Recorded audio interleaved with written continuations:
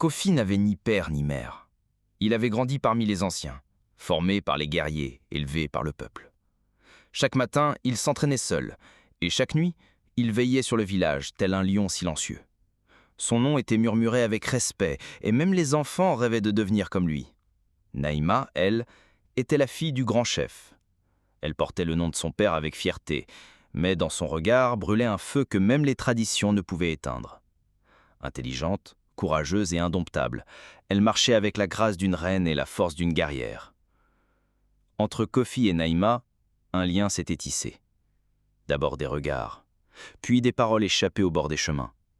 Et enfin, un amour secret, profond, interdit. Car une fille de chef ne pouvait s'unir à un guerrier sans nom. C'était la loi du village, une loi ancienne que personne n'osait défier. Un soir, à l'abri des regards, sous l'arbre tambour, ils se firent une promesse. « Je te choisis, quoi qu'il arrive, » murmura Naïma.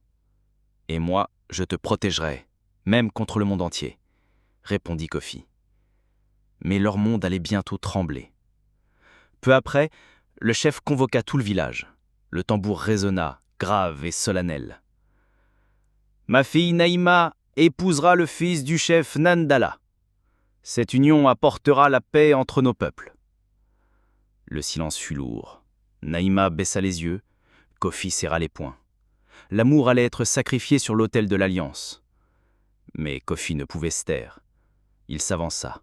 « Chef, je l'aime, et elle m'aime. Je refuse de l'avoir donnée comme un trophée. » Des murmures parcoururent l'assemblée. Un guerrier qui défie le chef, c'était une honte, ou un acte de courage. Le chef furieux se leva.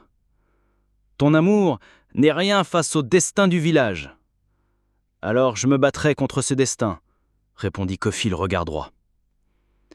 Cette nuit-là, Naïma fit son choix.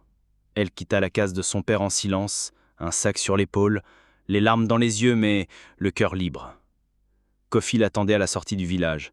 Sans un mot, il prit sa main, et ensemble, ils marchèrent vers un avenir incertain.